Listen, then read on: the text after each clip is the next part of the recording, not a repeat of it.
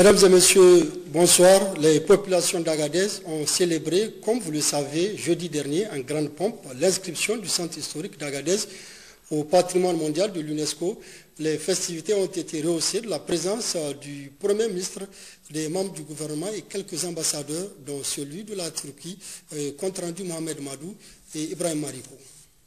La fête a été belle et riche en couleurs, avec au menu des spectacles à la hauteur de l'événement reflétant la diversité des brillantes valeurs socio-culturelles de la région. L'éclat des manifestations organisées sous l'impulsion du sultan de l'Aïr, Oumarou El Hadji Ibrahim Oumarou et des autorités municipales a été rehaussé de la présence du Premier ministre Brigitte Raffini.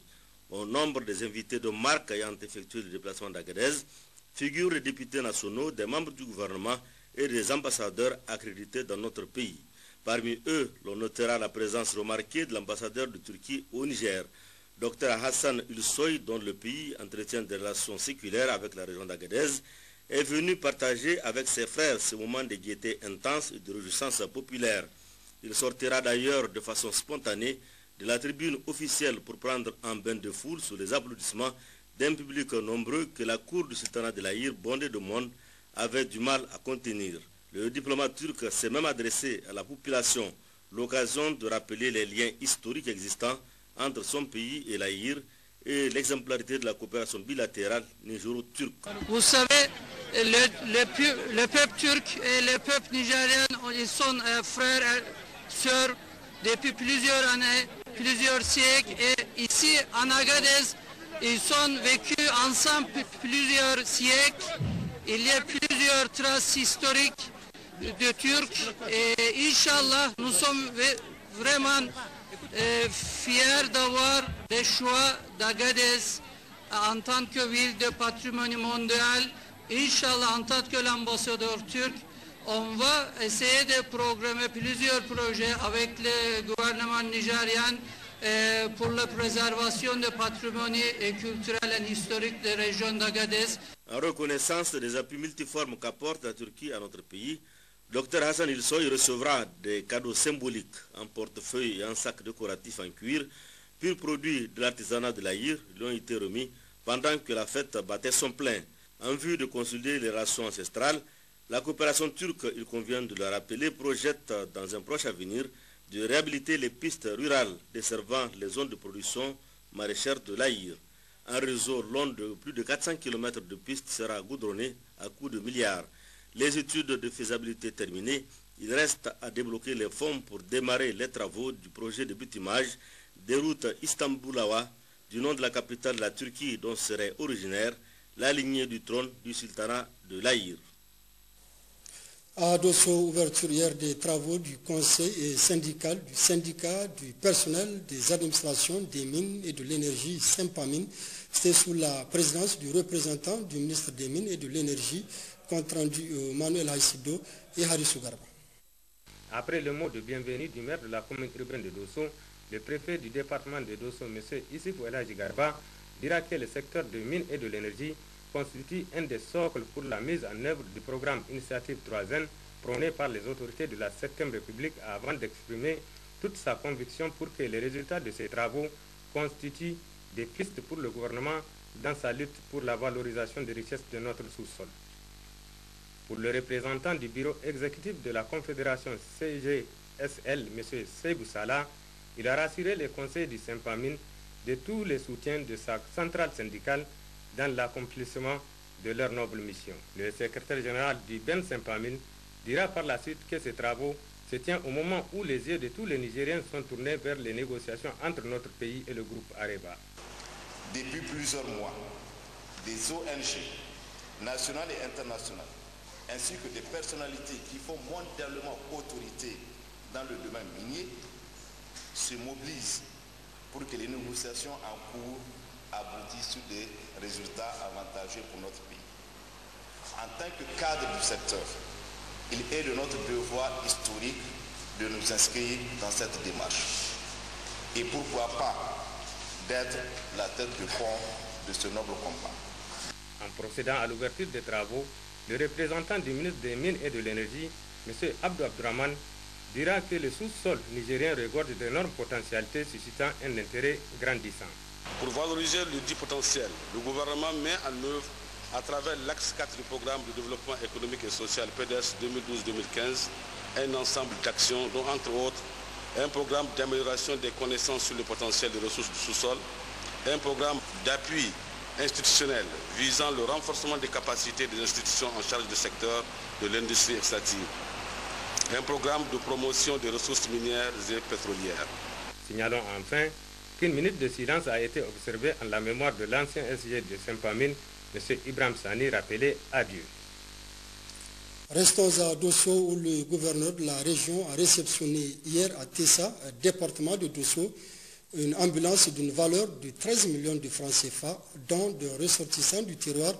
Le député Haïssani Ousmane d'Andigé était présent à la cérémonie. Nos reporters Issa Saleh et Habibou Garbobakou. L'honorable député national El Haïssani Ousmane Andigé n'est pas à son premier ou deuxième geste. Plusieurs fois, ce digne fils du Niger en général et du département de Dosso en particulier a eu à appuyer de nombreux secteurs socio-professionnels de base. C'est pourquoi, une fois de plus, il n'a pas failli à ses œuvres de bienfaisance, en dotant le CSI de la commune rurale de Tessa dans le département de Dosso d'une ambulance flambant neuve de marque Toyota 4x4 d'une valeur de 13 millions de francs CFA.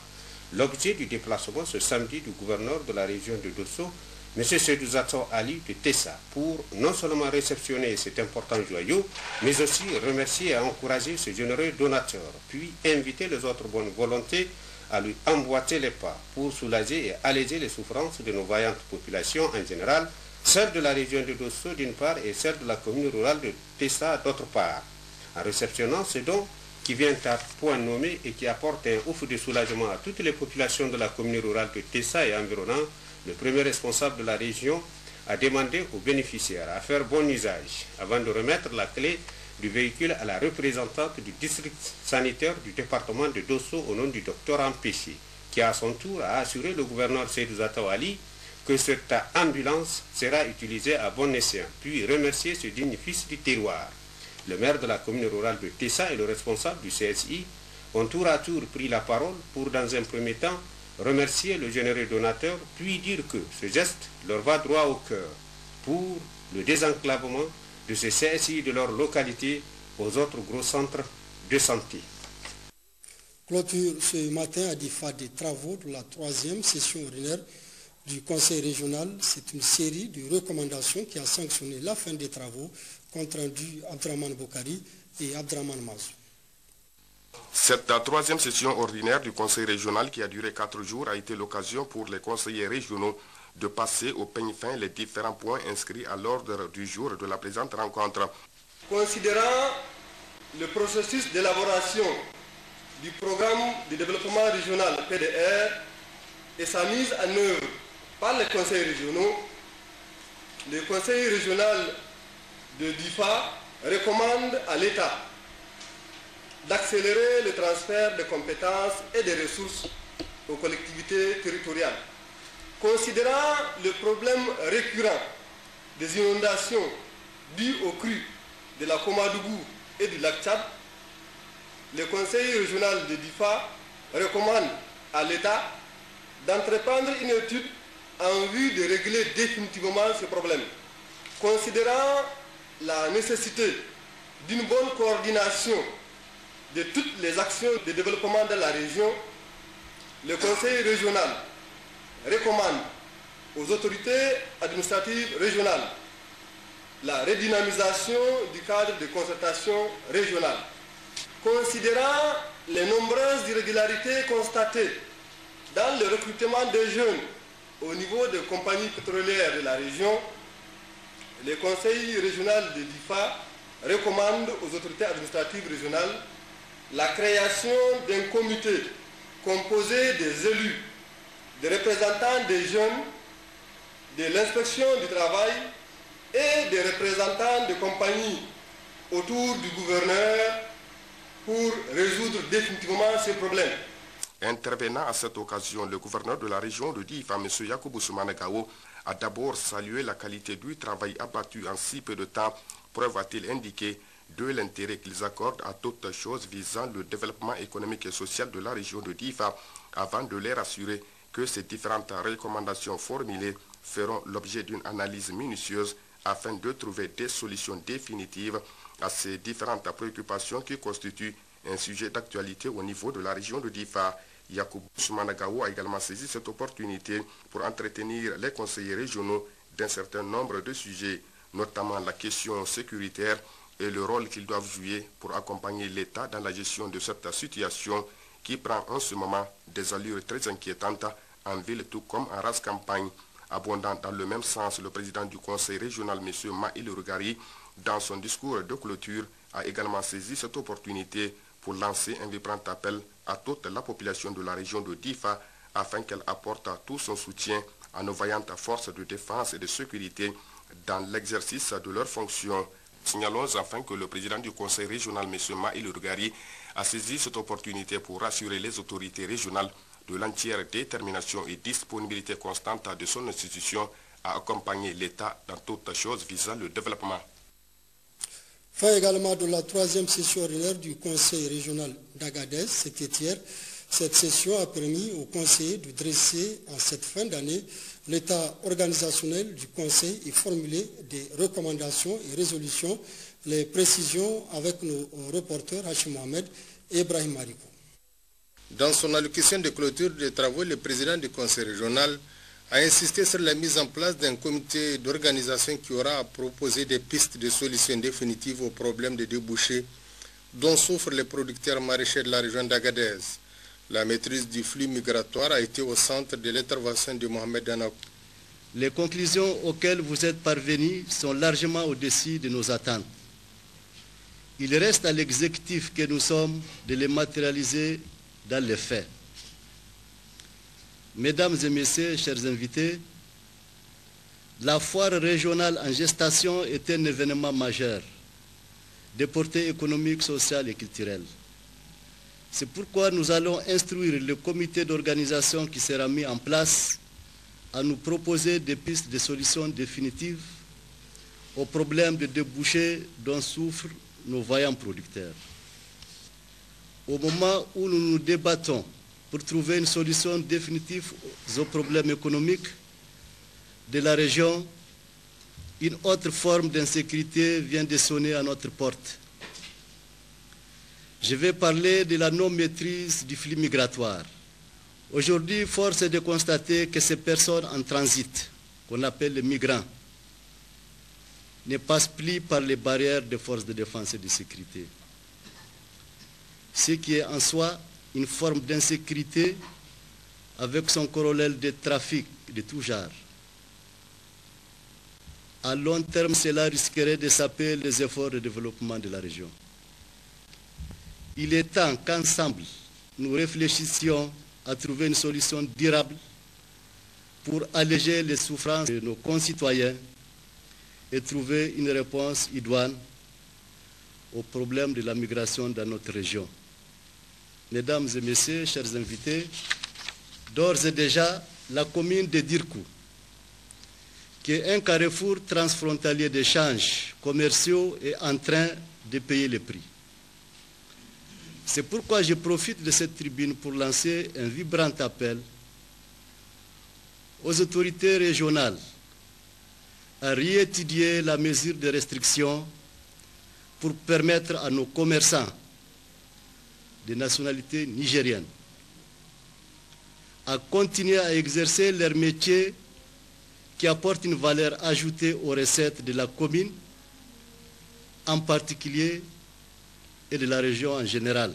Les résolutions et recommandations formulées au terme des travaux sont lues ici par un conseiller régional.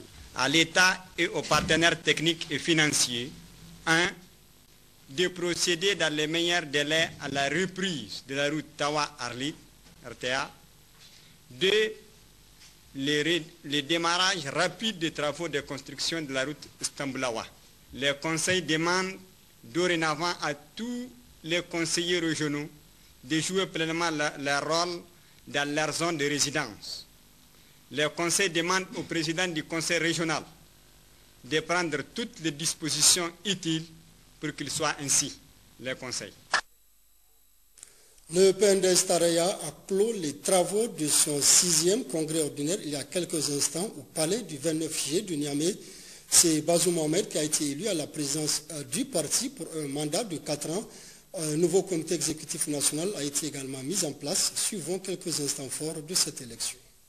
Comme vous le constatez, nous venons de procéder donc, au vote du poste du président du comité exécutif national. Nous avons enregistré une seule candidature au nom de M. Mohamed Bazoum. Le collège électoral, il est composé de 113 membres.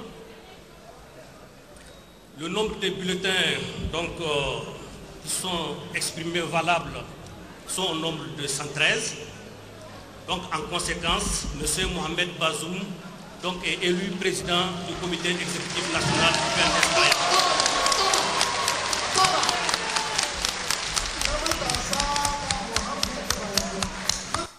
Élu président du PNDS à l'issue du congrès ordinaire du parti, Bazoum Mohamed a peu après son élection réagi, suivant son intervention.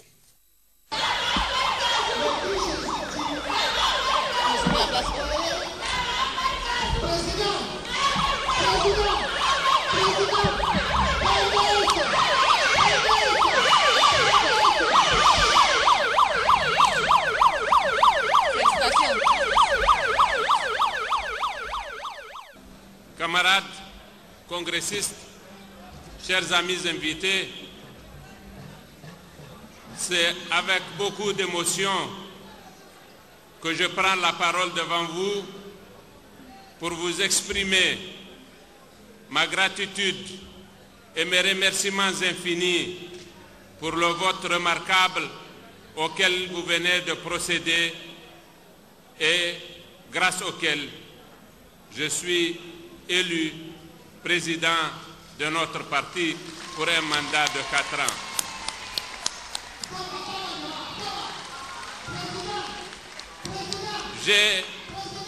S'il vous plaît, j'ai une pensée particulière pour le camarade Issoufou, grâce auquel nous sommes là et grâce à qui nous venons de réaliser cette belle passation de témoins. Je mesure le défi qui est le mien. Vous venez de me publiciter. C'est un plébiscite, ce n'est pas un vote. Ce plébiscite, il est pour moi, mais j'en comprends tout le sens, camarades. C'est un plébiscite pour le parti. Vous venez de réitérer votre attachement à votre parti. Nous avons toujours été habitués à travailler dans la convivialité, à travailler dans la confiance. Et cette confiance, vous me l'avez témoigné aujourd'hui et j'en mesure tout le poids. Et c'est avec humilité, par conséquent, que j'aborde les responsabilités qui sont, grâce à votre volonté, désormais les miennes. Je vous remercie infiniment et je vous demande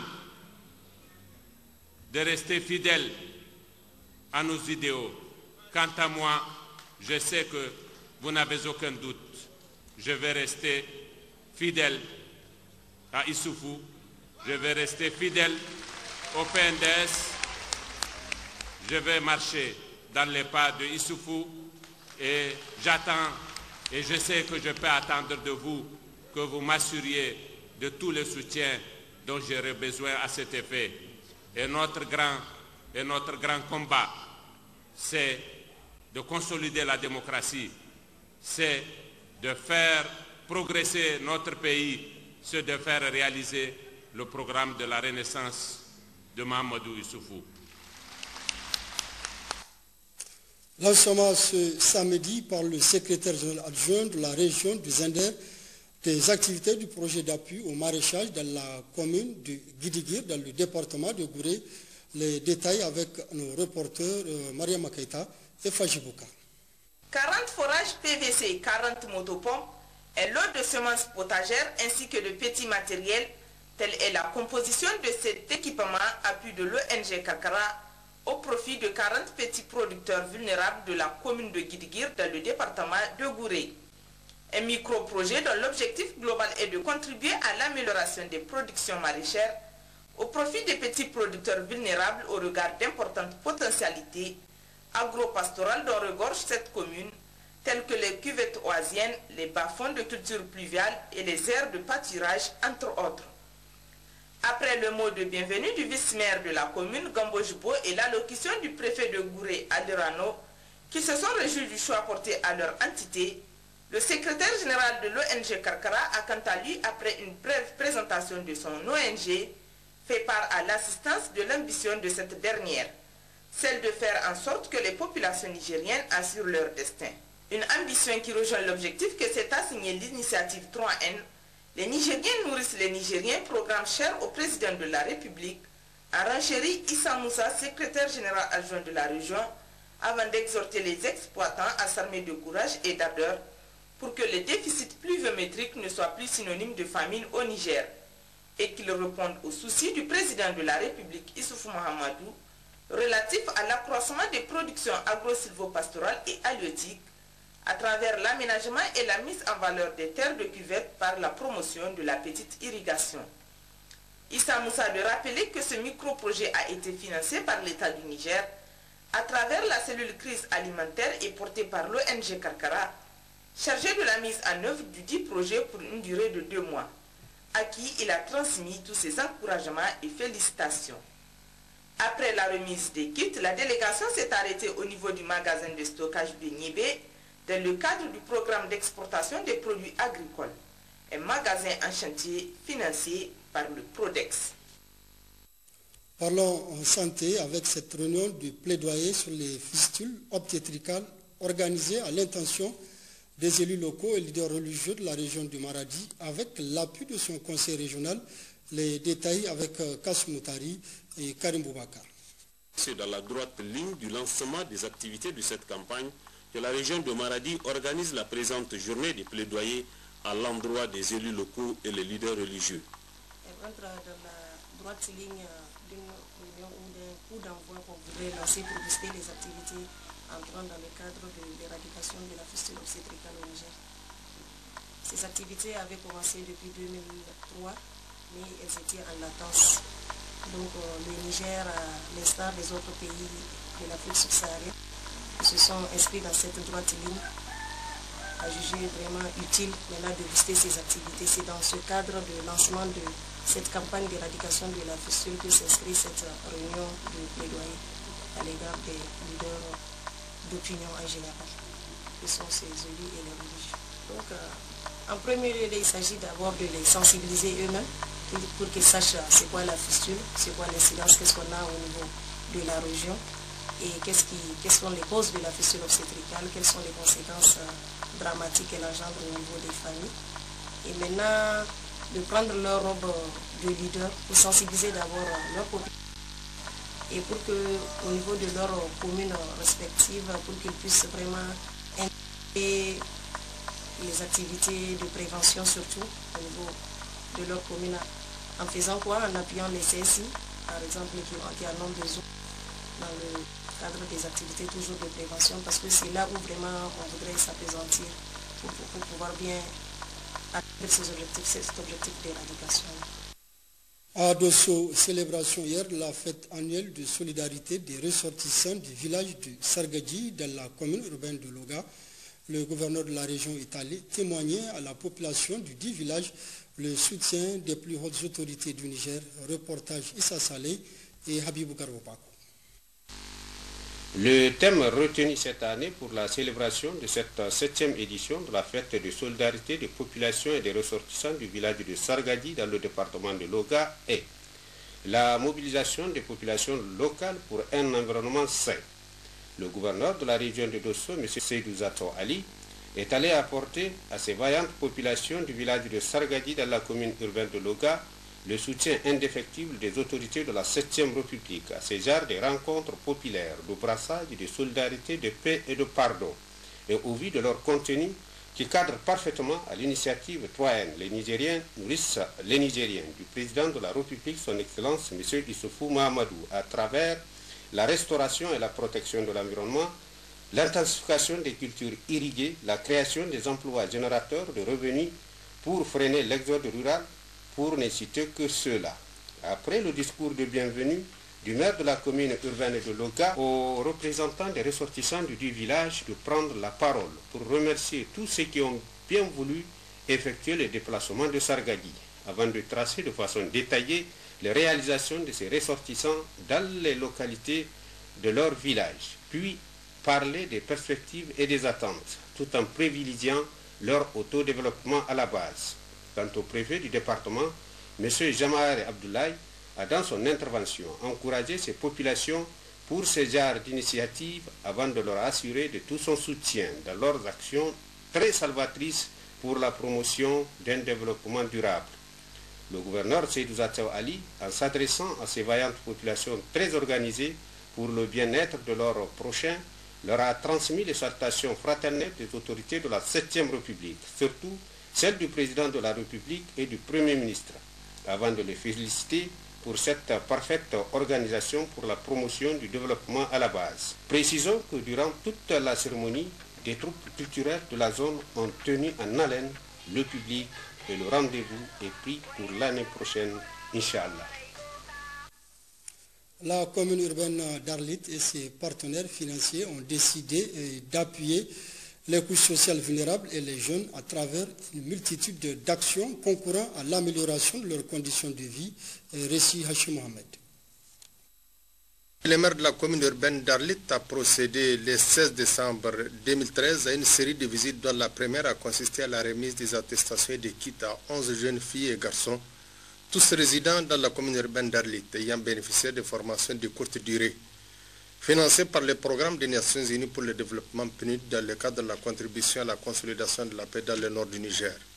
Il s'agit notamment de 2 jeunes formés en électricité, bâtiment, 3 en permis de conduire poids léger, 2 en mécanique moto-pompe et 4 en couture tricotage. Après une brève présentation sur les tenants et aboutissants du projet par le chef du service communal des affaires sociales, le maire a pris la parole pour prodiguer des sages conseils aux apprenants, afin qu'ils s'arment de courage pour affronter leur nouvelle situation qui est celle des acteurs communaux de développement. La seconde visite est celle d'un atelier où sont formés des mineurs en conflit avec la loi. En effet, dans le cadre de la protection sociale des enfants en difficulté, l'UNICEF, à travers la Direction régionale de la population, de la promotion de la femme et de la protection de l'enfant, a apporté un appui en matériel pour soutenir les enfants placés en apprentissage pour les services éducatifs, judiciaires et préventifs, pour une autonomisation. Cet appui est constitué notamment d'une caisse à outils pour 3 enfants mécaniciens et une machine à coudre plus accessoires pour un enfant couturier. Ce fut ensuite le tour de la remise des matériels et marchandises aux promoteurs communautaires d'Arlit à la MJC pour la 3e visite. Le programme de réintégration et de stabilisation communautaire au nord du Niger, financé par le gouvernement du Japon, mis en œuvre par l'Organisation internationale pour les migrants OIM. Une activité qui s'inscrit dans le cadre des orientations générales du SDS Sahel Niger, dont les actions cibleront la région d'Agadez, notamment des zones identifiées et sélectionnées où seront visées les communautés d'accueil, les jeunes à risque dont les migrants retournés de la Libye et les jeunes associés à des groupes armés. Les objectifs étant de promouvoir la réintégration socio-économique des retournés, renforcer leur capacité en participant pleinement au développement communal, renforcer la résilience communautaire de la population d'accueil face au conflit, assurer enfin la sécurité et la stabilité communautaire durable au nord du Niger. Œuvrant pour le bien-être des populations nigériennes, la Fédération des organisations patronales, FOP, multiplie les actions de plaidoyer à l'endroit des autorités pour la vulgarisation de certains produits, parmi lesquels la peinture insecticide, un produit qui lutte efficacement contre les moustiques et autres insectes nuisibles. Récit Yamsidi. Appuyer les efforts de l'État dans son vaste programme de développement des secteurs de la santé et de l'environnement, c'est le combat que mène la Fédération nigérienne des organisations patronales qui multiplie des rencontres de plaidoyer avec les ministères et institutions en charge de ce secteur clé pour vulgariser une piste pour lutter efficacement contre le paludisme et plusieurs autres insectes qui sont responsables de maladies nuisibles à la santé par l'utilisation de la peinture insecticide qui a fait ses preuves dans plusieurs pays de la sous-région, à l'exemple de cette salle qui abrite la présente conférence de presse. L'intérêt, comme je disais, c'est de nous protéger. Protéger les masses laborieuses, et les masses productives, que ce soit les fonctionnaires, que ce soit les élèves, les mamans et tout le monde, surtout le laboureur qui fait l'essentiel du développement de notre pays, de les prémunir du paludisme. Cette peinture s'applique aussi bien sur les espaces traités comme ceci, sur du banco, sur du bois, sur n'importe quel support. Ça peut aussi bien s'appliquer par le pistolet, par des rouleaux, par des pinceaux, tout ce qu'on veut. Le produit est efficace pendant 2 ans. 2 ans minimum. Mais est rémanent, c'est-à-dire que l'action continue. Au-delà des 2 ans, entre 2 ans, 8 ans et 10 ans maximum. Pour le responsable de la Fédération des organisations patronales du Niger, qui regroupe une vingtaine de membres, l'utilisation de la peinture insecticide vise plusieurs objectifs, notamment dans la lutte contre le paludisme qui constitue aujourd'hui un véritable problème de santé publique. Tout le monde sait ce que l'État et le secteur privé dépensent dans la lutte contre le paludisme. Et pour traiter le paludisme, nous dépensons des milliards chaque année. Et s'il y a un produit qui peut, ne serait-ce qu'un peu, faire baisser la contamination de cette maladie, par rapport à cette maladie, nous vraiment, on est prêt à faire venir ce produit pour réduire quand même la maladie. C'est pourquoi nous sommes intéressés à ce produit. Et nous avons fait venir M. Angelo de Souza pour nous expliquer les tenants et aboutissants de ce produit que nous avons testé. Présentement, nous sommes dans une salle qui a été traitée par cette peinture. Et je sais que vous avez dû remarquer qu'il n'y a pas de moustiques, qu'il n'y a pas de mouches, qu'il n'y a pas d'insectes. Même les toiles d'araignées, même les araignées ne vont pas rester. Ainsi, l'utilisation de la peinture insecticide vise à vacciner nos maisons, les infrastructures, à assainir notre environnement, mais aussi à nous protéger à titre préventif contre le paludisme qui tue beaucoup. Les coordinations départementales du Modern FA Lumana au titre du Tintabaraden et Tilia ont organisé hier à Tintabaraden un grand meeting. Au terme de ce meeting, une déclaration de soutien et de félicitations au président de la République, Issouf Mahamadou, et à son gouvernement a été rendu public, compte rendu Mohamed El Mokhtar et Laoli Sini. Pour le député national Mohamed Moubarek, lui, il a été élu par les populations pour défendre leurs intérêts et faire aboutir leurs revendications. À ce titre, il est de son devoir de soutenir le régime seul capable de venir en aide aux populations. Et c'est d'autant plus que tout ce qu'il a demandé pour les populations a été réalisé ou en cours de lettres par le président de la République et son gouvernement. On constate depuis le début du mandat jusqu'à nos jours un grand changement dans nos zones. Et par exemple, ici à Tchenta, avant en avril ou mai, pour avoir de l'eau à boire, c'est un problème. Et aujourd'hui, avec notre nouveau forage et château moderne, le E24/24, il y a eu la création d'un lycée dans l'année scolaire 2012-2013. Notre hôpital, ça réceptionne les cours 1 ou 2 mois. Et le goudron de Tintabaraden est dans le programme de 2014. Et la sécurité, vraiment, maintenant, ça va. Et on félicite beaucoup le président de la République et le Premier ministre. Et on leur souhaite une bonne et heureuse année 2014 et un programme de réussite. Nous, militantes et sympathisants du Modern FA Lumana, de Tintabaraden, Tilia et de la commune rurale de Kao. 1. Réaffirmons notre appartenance au Modern FA Lumana. 2. Fustigeons le retrait du bureau politique du Modern FA Lumana de la mouvance au pouvoir sans avis au préalable des militants à la base. 3. Apportons notre soutien indéfectible et sans réserve aux camarades députés nationaux, honorable Mohamed Mbarak, pour tout acte posé dans ses œuvres de soutien au président de la République, chef de l'État et au gouvernement d'union nationale. 4. Félicitons le président de la République, chef de l'État, son Excellence El Hadji Mahamadou Issoufou, et le chef de gouvernement, son Excellence Birji Rafini, pour les efforts de développement consentis dans nos zones. Fait à Tchintabaladen le 28 décembre 2013. Vive le Niger uni et prospère. Vive le modèle Lumana FA. Vive la démocratie. Je vous remercie. À Dakoro, l'on a enregistré hier samedi une adhésion massive au profit du MNSD ayant participé au gouvernement d'union nationale formé le 13 août dernier et un soutien au président de la République. Considérant la volonté de la majorité des Nigériens d'accompagner le président de la République dans son œuvre, d'unir tous les Nigériens pour travailler ensemble sans aucune discrimination de quelque bord que ce soit.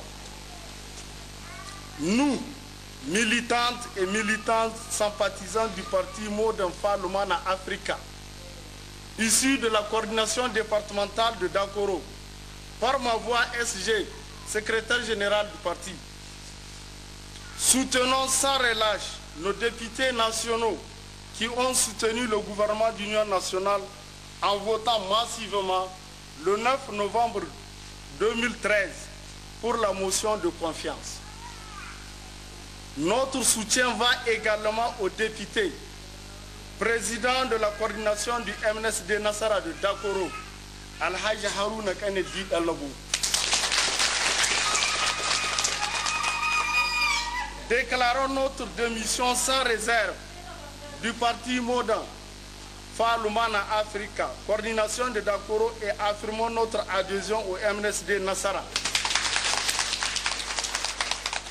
Le vrai MNSD Nassara, c'est-à-dire celui-là qui, sous la conduite éclairée du ministre d'État, Al-Bade Abouba, a inscrit en avant les intérêts des militantes et militants en participant au gouvernement d'union nationale formé le 13 août dernier.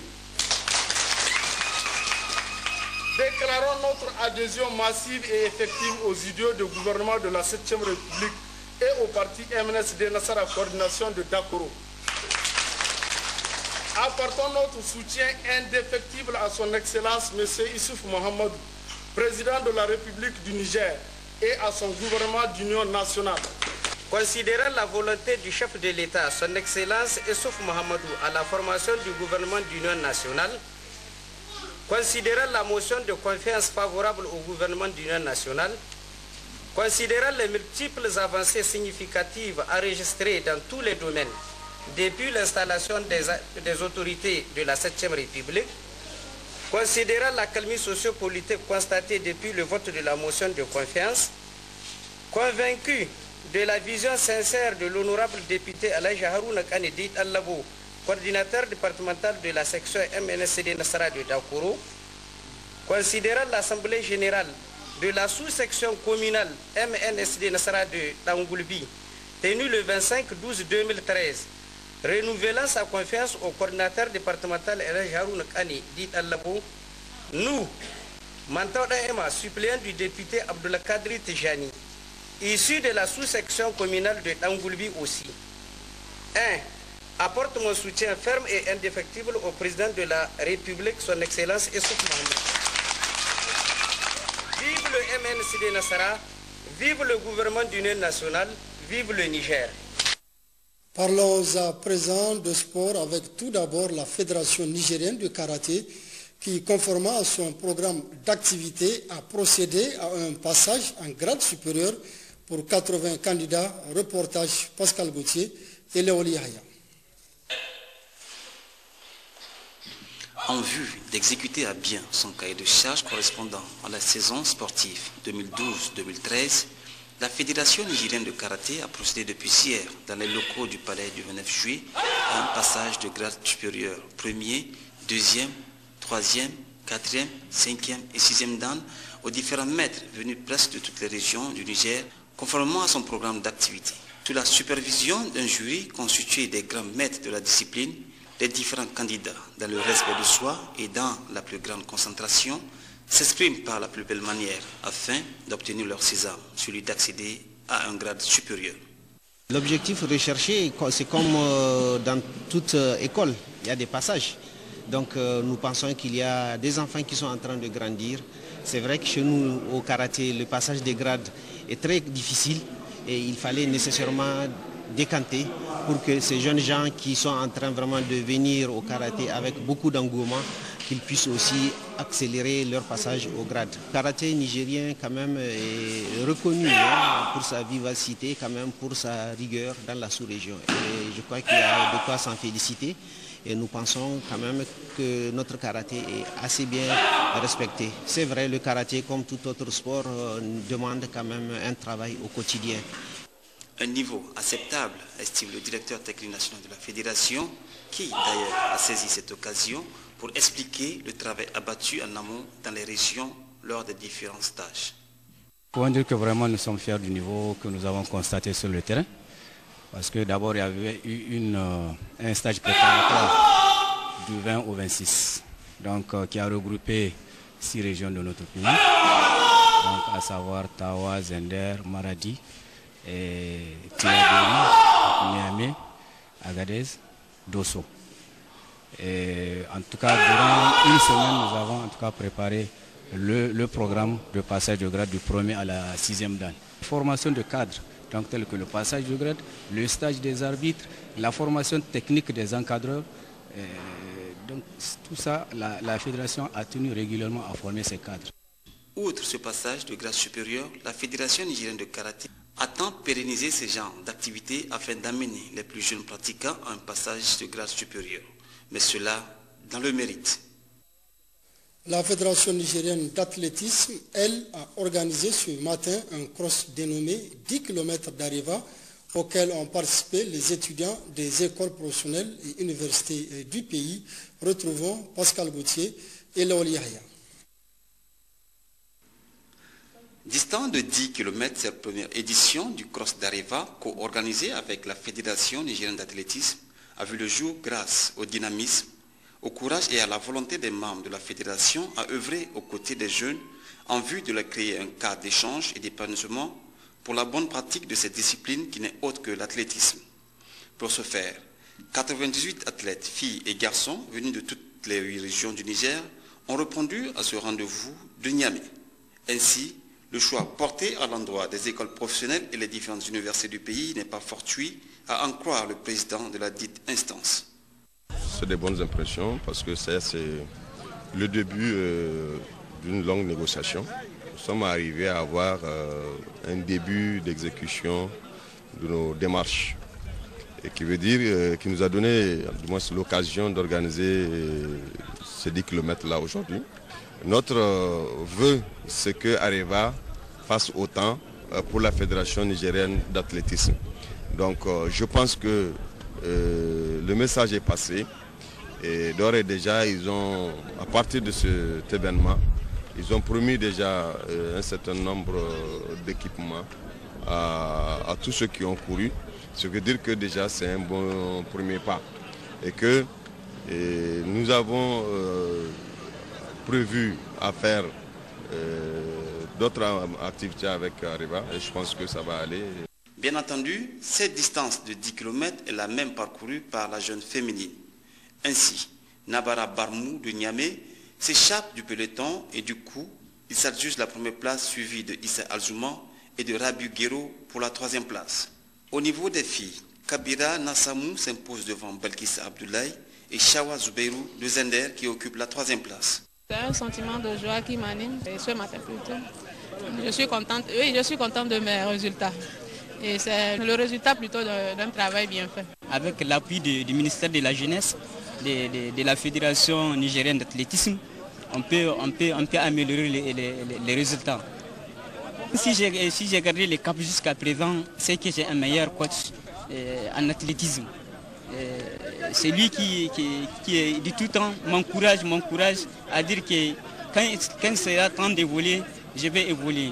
Et il a bien noté qu'avec peu d'appui, je peux émerger sur le plan international. Cette première édition du cross des 10 km d'Areva a tenu toutes ses promesses. Rendez-vous est pris alors pour la prochaine édition qui se tiendra sans nul doute dans une autre localité du pays. Ainsi se referme cette session d'information dominicale. Merci de l'avoir suivi. Excellente soirée et bon début de semaine à tous.